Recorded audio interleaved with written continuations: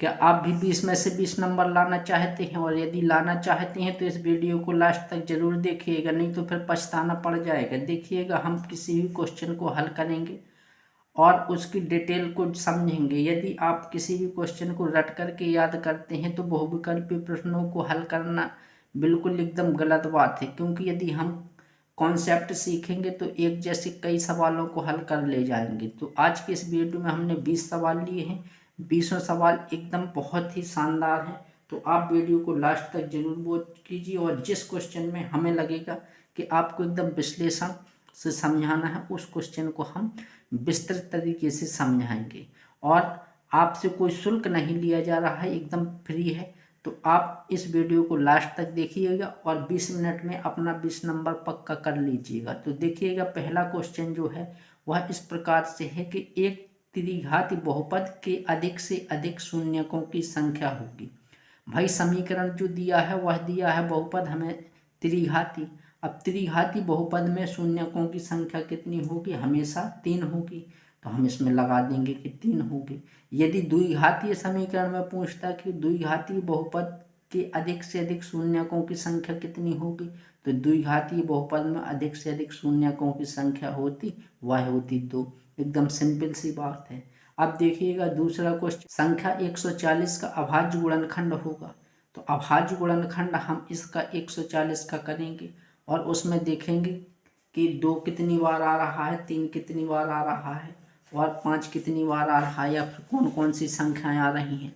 तो सबसे पहले हम 140 के यहाँ पर अभाज्य गुणनखंड कर लेंगे, तो उससे एकदम क्लियर हो जाएगा। भाई 2 से भाग लगाएंगे और जब तक इकाई का अंक कितना है, सम है, तो वह 2 से कटता रहेगा। अब देखिएगा 5 से भाग लगा देंगे और फिर 7 से भाग लगा देंगे। इस क्वेश्चन को वह घात के रूप में लिख रहा है, तो हम इसे किस प्रकार से लिखते 140 बराबर 2 की पावर 2, यानी 2 2 बार है, और 5 गुणा 7। तो ऐसा विकल्प कौन सा है? ए है हमारा विकल्प सी। तो इसका राइट आंसर हो जाएगा सी। चलिएगा, अब हम देखते हैं अगला सवाल। हमें दिया है कि भाज्य, भाजक और भागफल तथा शेषफल में क्या संबंध है। हम बचपन से पढ़ते हुए आ रहे हैं कि भाज्य हमेशा भाजक गुणे भागफल प्लस शेषफल के बराबर होता है। तो इसी को हमें टिक कर देना है। भाई यदि इसका पक्षांतर वह करता तो हम एकदम बेसिक से समझ लेते कि किस प्रकार से उसने पक्षांतर किया है, लेकिन इस सूत्र को वह ज्यों का त्यों पूछ रहा है। तो इसका आंसर हो जाएगा विकल्प नंबर सी।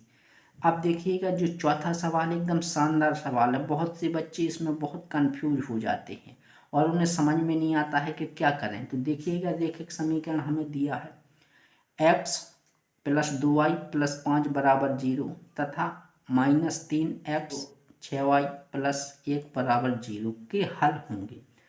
सबसे पहले हमें इसकी तुलना a1x plus b1y plus c1 बराबर 0 से करनी होती।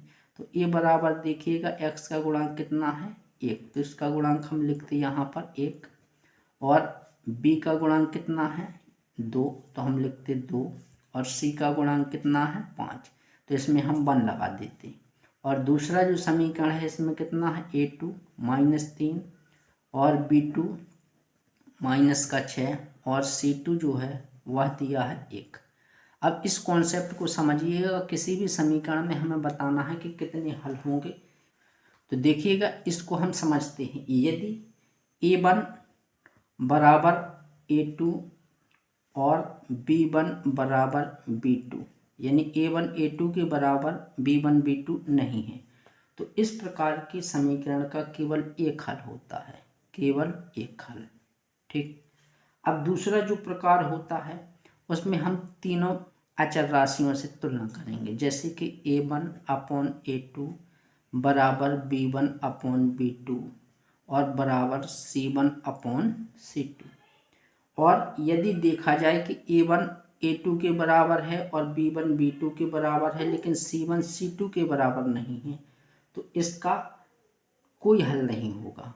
क्या होगा? कोई हल नहीं होगा, कोई हल नहीं होगा, कोई हल नहीं होगा। ठीक है ना? कोई हल नहीं होगा, इसका कोई हल नहीं होगा। और देखिएगा, यदि A1/A2 बराबर B1/B2 और बराबर C1/C2 है तो इस प्रकार के समीकरण के अनंत हल होंगे। कितने हल होंगे? अनंत हल होंगे, अनंत हल होंगे। ठीक, अब हमें 3 कंडीशन समझना है, एकदम बेसिक से समझिए, हम फिर इस सवाल को बहुत ही आसान तरीके से बनाएंगे। देखिएगा, सवाल था हमारा कि इस प्रकार के समीकरण हमें 2 दिए हैं, रैखिक समीकरण 2 दिए हैं, तो हमें बताना था कि इनके कितने हल होंगे। अब कितने हल के लिए पहले हम A1 B1 C1 निकालते, A2 B2 C2 निकालते। फिर हमारे पास 3 कंडीशन है।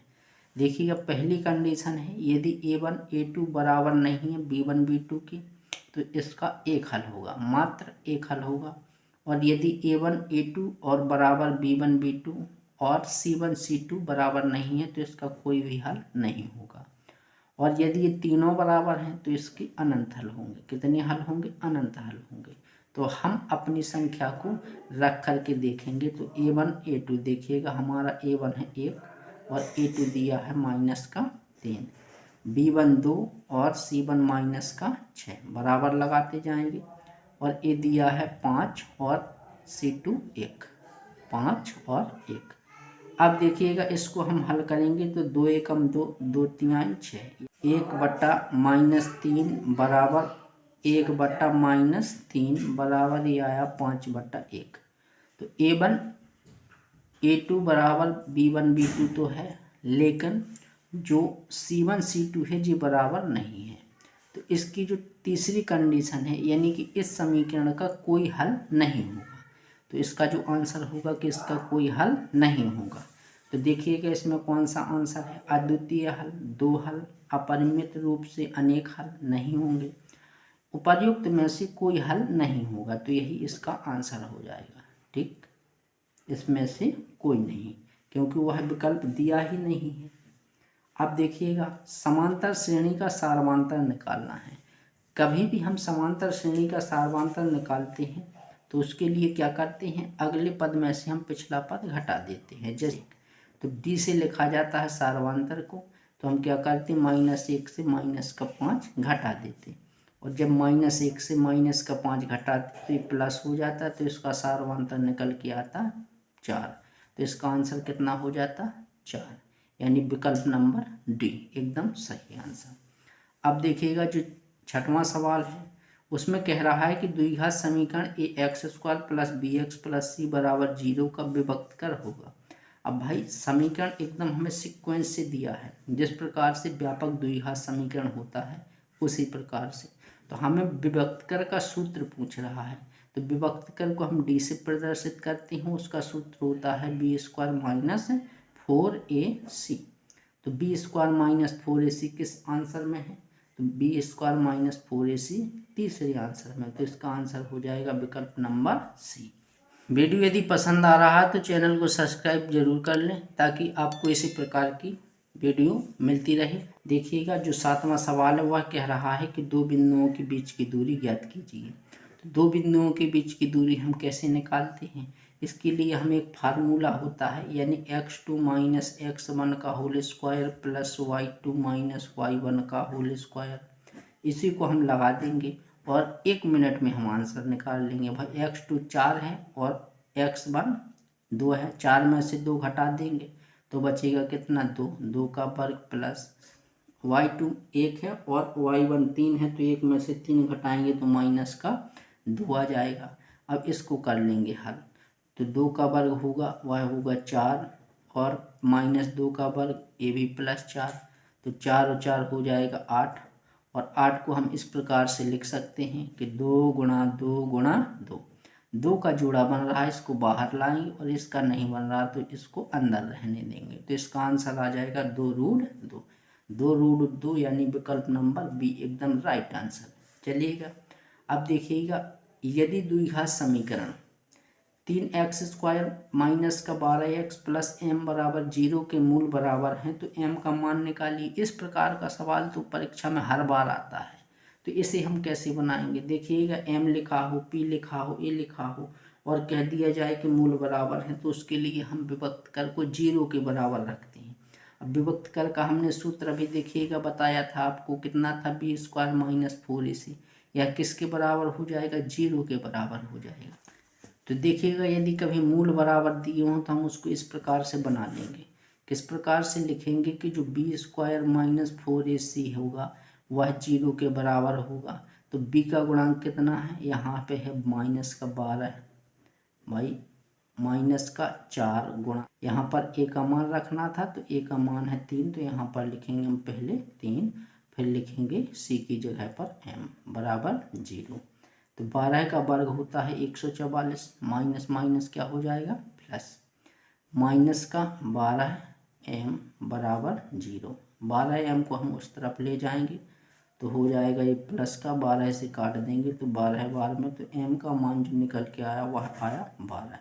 तो 12 किस विकल्प में है, विकल्प नंबर डी, तो एकदम राइट आंसर हुआ 12। और यदि एक समबाहु त्रिभुज ABC की भुजा 2a है, कोई भी समबाहु त्रिभुज है इस प्रकार से और उसकी एक भुजा को दिया है 2a, तो समबाहु का मतलब उसकी सभी भुजाएं भी 2a होंगी। अब इस पर उसने एक लंब खींच दिया इस प्रकार से, लंब जो खींचा इस पर ये हो जाएगा अब समकोण, और इतनी भुजा जो आएगी पूरी भुजा थी 2a, अब इतना हो जाएगा इसका आधा, तो ये हो जाएगी भुजा a। अब हम देखेंगे इसको, देखिएगा ये है हमारा क्या, आधार, और ये है कर्ण, और ये है लंब। हमें क्या निकालना है, लंब।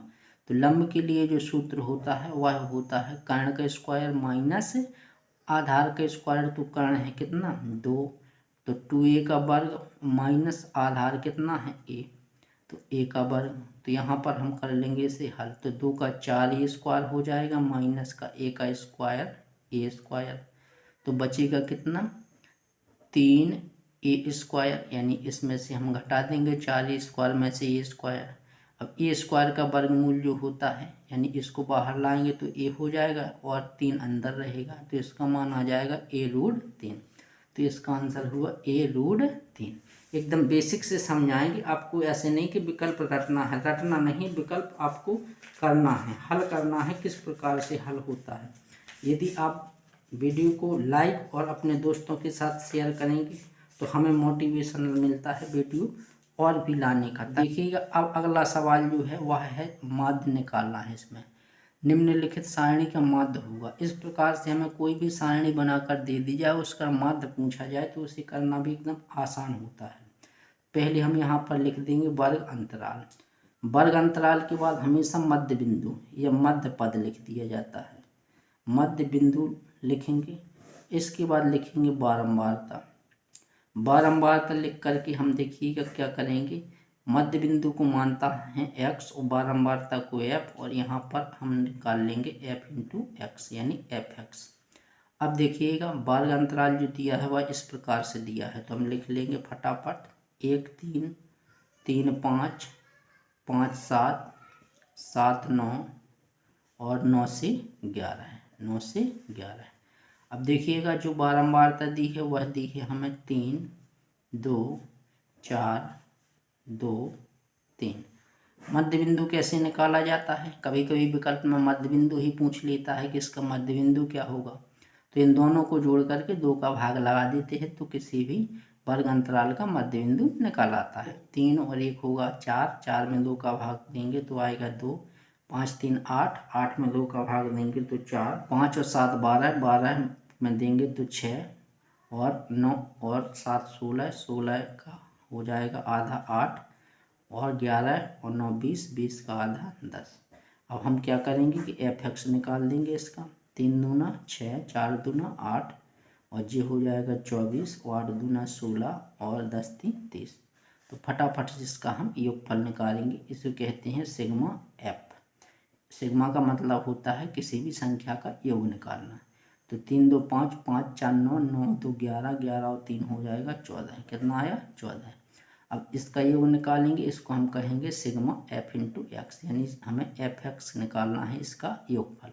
तो जोड़ देंगे 8 से 14, 14 में 4 जोड़ियाँ 18, 18 में तुमने 6 जोड़ा कितना हो जाएगा 24, 24 की हो जाएगी 4, हाथ से लगाई 2, 2 और 1 3, 3 और 3 6, 6 और 2 8।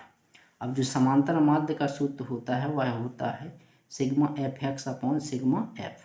तो हम 84 में भाग देंगे 14 से, तो 14 छंग होता है 84, यानी इसका मान आएगा वह कितना आएगा, समांतर माध्य वह आएगा 6।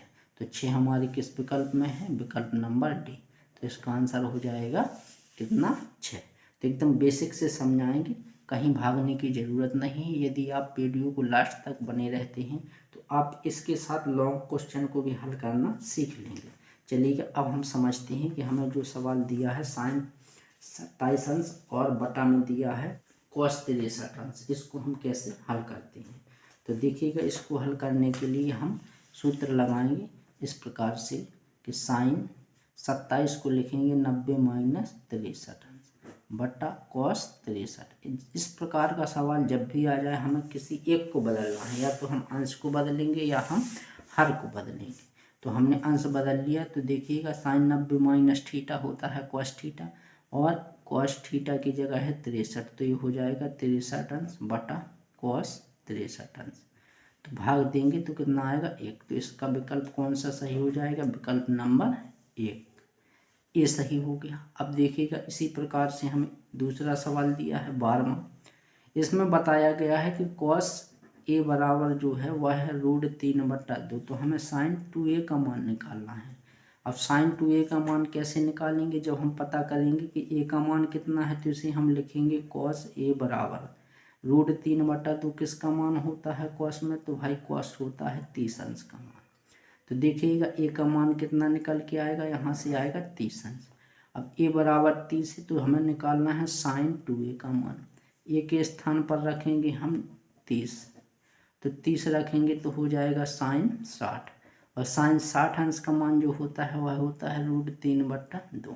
तो एकदम विकल्प नंबर 4, आंख बंद करके नहीं लगाना है, खोल करके लगाना है कि डी नंबर जो है वह 3/2 ही है कि कोई दूसरा है।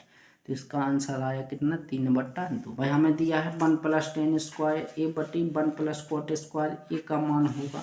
तो पहले तो हम इसको समझते हैं कि 1 + tan स्क्वायर सूत्र जो होता है वह होता है sec स्क्वायर a का, और नीचे लिखा है 1 + cot स्क्वायर, तो इसका सूत्र होता है cosec स्क्वायर a। इसको हम साइन बटा cos में कर लेंगे, तो इसको लिखेंगे 1/cos स्क्वायर a बटा 1/cosec को लिखेंगे साइन स्क्वायर a। अब देखिए इसे हल करेंगे तो जब 4 संख्या एक दूसरे के बटा में हो तो नीचे वाली संख्या क्या मानी जाती, भाग में, और जब वह गुणा में जाएगी तो पलट जाएगी, यानी साइन स्क्वायर a ऊपर आएगा बटा 1। तो ये आ गया कितना, साइन स्क्वायर a बटा कॉस स्क्वायर a बराबर साइन बटा कॉस क्या होता है, tan, तो tan स्क्वायर a। तो इसका आंसर होगा tan स्क्वायर a, विकल्प नंबर डी। चलिए देखते हैं कि साइन 2a जो मान दिया है वह दिया है 2 sin a के बराबर। तो हमें बताना है कि 0, 30, 45, 60 किस मान के लिए दोनों मान कैसे होंगे, समान होंगे। सवाल नंबर 14 है। तो देखिएगा हम यहाँ पर लिखेंगे और इसे हल करके देखेंगे। जैसे कि हमने लिखा साइन 2a बराबर 2 sin a, पहला मान हम रखेंगे 0, तो यहाँ पर लिखेंगे साइन 2 गुणा 0 बराबर 2 sin 0 अंश। अब साइन 0 का गुणा करवाएंगे तो 0 अंश आएगा, और ये 2 sin 0, दोनों का मान लिखेंगे। भाई साइन 0 का मान 0 होता है, और 2 और यहाँ पर साइन 0 का मान कितना होता है 0, तो ये भी कितना आ गया 0। तो दोनों पद कैसे हो गए, एकदम बराबर हो गए। तो देखिएगा इसमें हम क्या करेंगे कि 0 इसका राइट आंसर लगा देंगे, और हम मान रखेंगे सबके मान अलग अलग आएंगे। 22 सेमी परिधि वाली एक वृत्त के चतुर्थांश का क्षेत्रफल क्या होगा। तो पहली बात तो हम चतुर्थांश समझ लें कि किसकी बात कर रहा है। भाई एक वृत्त है और इसके हम 4 भाग कर लें इस प्रकार से, तो पहला चतुर्थांश, दूसरा, तीसरा और ये चौथा। तो इसका हमें क्या निकालना है, क्षेत्रफल। तो इस चतुर्थांश का क्षेत्रफल जब ही निकाल सकते हैं जब इसकी हम त्रिज्या पता कर लें कि इसकी त्रिज्या कितनी है। लेकिन हमें परिधि दी है, पूरी परिधि कितनी दी है 22 सेमी, तो हम इससे त्रिज्या निकालेंगे। तो लिखेंगे चूंकि 2πr, परिधि का सूत्र होता है 2πr, बराबर दिया है कितना 22, और इसको हम हल कर लेंगे। तो 2 गुणे पाई का मान 22/7, आर का मान निकालना है हमें। तो इसे करेंगे हल, 22 से काटेंगे, 22 एकम 22, तो ये आ जाएगा 2r/7 बराबर 1। अब r का मान निकालना है, तिर्यक गुणा करवा देंगे तो r बराबर हो जाएगा 7 और बटा 2, तो r निकल के आया 7/2। अब इससे हम निकालेंगे इस चतुर्थांश का क्षेत्रफल। भाई पूरे वृत्त का क्षेत्रफल कितना होता, पाई r स्क्वायर, और चतुर्थांश की हम 4 खंड कर ली तो इसका कितना होगा, एक चतुर्थांश का 1/4। इसमें हम मान रख देंगे 1/4 गुणे 22/7 गुणे r का मान 7/2 गुणे 7/2। तो 2 से काट देंगे, 2 से काटेंगे 22 को 11 बार में, और 7 से 7 को काट देंगे। अब कर देंगे गुणा, तो देखिए 11 और 7 होता है 77, और 2 का करेंगे 4 में तो 2 चौके होता है 8। तो इसका जो आंसर निकल के आएगा वह आंसर निकल के आएगा सी नंबर, यानी कि 77/8 वर्ग सेमी। कैप्सूल आप सभी ने देखा होगा, कैप्सूल का आकार किस प्रकार से होता है, बीच में होता है बेलनाकार और अगल बगल जो रहता है उसमें अर्धगोले जुड़े रहते हैं। तो कितने अर्धगोले जुड़े रहते हैं ये आप सभी को पता है, 2 अर्धगोले रहते हैं। तो देखिएगा यहाँ पर हम इसको चित्र से समझ लेते हैं। एक बेलन होता है और एक अर्धगोला यहाँ पर होता है, एक अर्धगोला यहाँ पर होता है। तो हमें ऐसा विकल्प देखना है जो इसको पूर्ण रूप से संतुष्ट करता हो। तो देखिएगा एक बेलन 2 अर्धगोला, एकदम सही आंसर। ठीक, अब देखिएगा यदि कुछ आंकड़ों का माध्य और बहुलक क्रमशः 32 तथा 35 हो तो माध्यांक ज्ञात कीजिए। माध्यिका इस प्रकार का सवाल एकदम 100% आता है, लेकिन तुम बना नहीं पाते हो।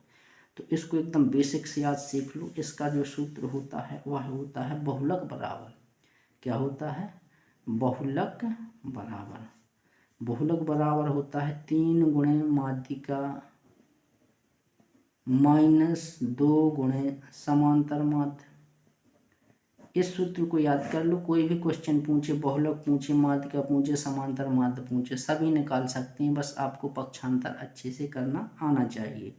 तो बहुलक हमें दिया है, देखिएगा यहाँ पर 35, तो हम लिख देंगे 35 बराबर 3 गुणे माध्यिका निकालना है, इसको हमने m से लिखा, 2 गुणे समांतर माध्य हमें दिया है 32। तो हम इसे कर लेंगे हल, 35 बराबर 3m माइनस 64, 64 को लाएंगे इस तरफ तो हो जाएगा 64 प्लस में, देखिएगा तो हम लिखेंगे 35 प्लस 64 बराबर 3m। अब इसे कर लेंगे हल, तो ये हो जाएगा 99 बराबर 3m, 3 से काट देंगे तो ये 33 बार में, तो m का मान कितना आया निकल के, m बराबर आया 33। 33 विकल्प नंबर डी एकदम सही आंसर। निम्नलिखित बारंबारता सारणी का बहुलक वर्ग बताना है। क्या बताना है, बहुलक वर्ग बताना है। तो बहुलक वर्ग हम कैसे बताएंगे, देखिएगा सबसे पहले हम देखेंगे किस संख्या की बारंबारता सबसे ज़्यादा है, वो है 19 की, और बहुलक वर्ग हमें बताना है तो उसका वर्ग कितना है, 15 से 20। तो विकल्प नंबर कौन सा हुआ, बी नंबर, यानी कि 15 से 20 इसका आंसर हो गया है। भाई हमारे पास 3 कंडीशन है कि पहले 5 पर 4 आ जाए, दूसरे पर 6, और पहले पर आ जाए कितना 5, दूसरे पर भी 5, और दूसरे पर आ जाए, पहले पर 6 और दूसरे पर 4। ये 3 प्रकार ऐसे हैं जिससे हम निकाल सकते हैं। लेकिन वह कह रहा है कि 2 पाँचों को एक साथ उछालने पर दोनों पर प्राप्त होने वाली संख्याओं का योगफल 10 होने की प्रायिकता। जब हम इसको एक साथ उछालेंगे तो इन तीनों कंडीशन में से हमें एक कंडीशन प्राप्त होगी, यानी हमारे अनुकूल कितना है 1, और बटे कुल प्रकार कितना हुआ भाई 6 संख्या, पहले पाँचे में 6, दूसरे पाँच में, टोटल हो गया 12। तो इसका आंसर कितना हो जाएगा 1/12। वीडियो पसंद आया हो तो लाइक और शेयर बिल्कुल कर दीजिए ताकि आपको इसी प्रकार की वीडियो मिलती रहे। तो 5 हमें दिया है, एक बार फेंकने पर सम संख्या आने की प्रायिकता ज्ञात करना है। तो 5 में सम संख्या कौन कौन सी होती हैं, 2, 4, 6। अब अनुकूल प्रकार कितने हैं हमारे, वह है 3, 1, 2, 3, यानी इन 3 संख्याओं में ऐसे कोई भी संख्या आ सकती है, लेकिन उसमें कुल प्रकार कितना होता है 6, पाँचे में 1 से लेकर 6 तक अंक होता है, कोई भी अंक आ सकता है। प्राइक तक निकालेंगे तो कितना आएगा, 3 एकम 3, 3 दूना 6, यानी कि इसका जो आंसर होगा वह होगा 1/2।